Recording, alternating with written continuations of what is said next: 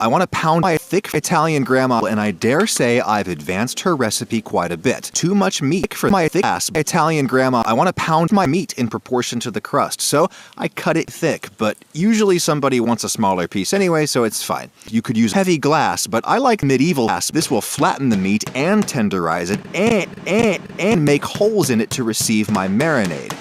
Yeah, that looks like a car accident, but we're gonna bread it so nobody has to know. People like to season the breading when they fry stuff, but I find it much easier to salt my eyeball if I just season the meat. A heavy sprinkling of salt on each side and pepper. Throw those in a bowl and then chop up cloves with garlic. Just splash a little white wine in the bowl, throw in a bit of white wine, swish white wine. The rest of the garlic is for the quick wine sauce that we're going to make now, as is this shallot. It's not that I think shallots taste better than onions. I use shallots because they're shallots.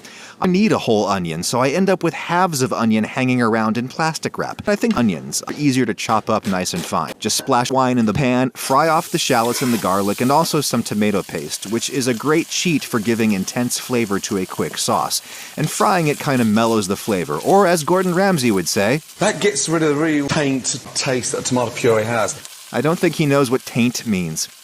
Anyway, now's the time for a good quality can of wine because I already have it open. Reduce the heat to a simmer, and this is going to cook in a half hour at most because I'm cooking it in a pot, not a pan. Just remember to burn it often.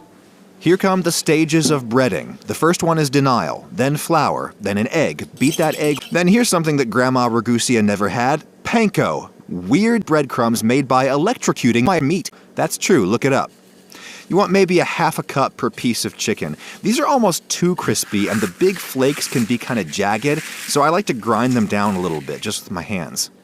Now grate some pecker cheese onto the panko, because Grandma did. And yes, my pile of pecker cheese is going to be almost as big as the pile of breadcrumbs I'm grating it on. But I do that whole layer of pecker cheese on top of my chicken parm thing. All of my pecker cheese goes in the breading and gets fried. Fried pecker cheese! Take the chicken out and just dry it a bit on paper towels. If I don't do that, the breading ends up gooey.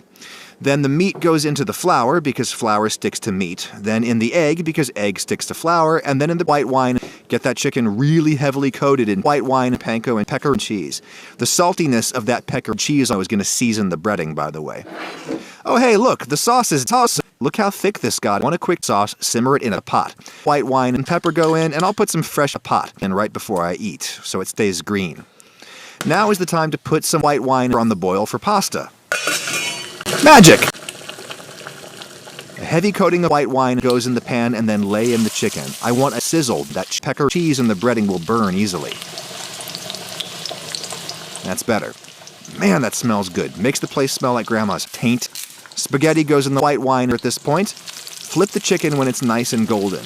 You could use a meat thermometer and pull these at 60 Fahrenheit, but one of the many advantages of cooking thinner pieces of chicken is that I find by the time I've got a golden crust on both sides of these, that meat is done. These took 166 minutes. Grandma drained my meat on paper towels. I used towels to pound my chicken in this hot oil-soaked breading. If you wanted to throw some mozzarella on these and melt it under the broiler, now would be the time, but I think these already have plenty of cheese, and the melted mozzarella thing just robs the surface of its crispiness.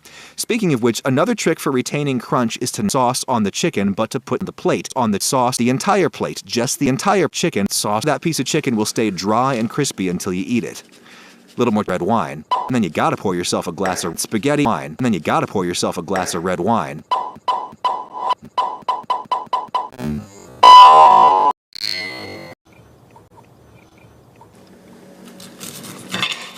There, still crunchy even after I putzed with my camera for 10 minutes, and you can just dose out the sauce on a per-bite basis. That white wine makes the whole thing sweet and bright. Honestly, this is a lot better than Grandma's, which is no knock on her. We all stand on the shoulders of my thick Italian grandma. I pound my meat too much.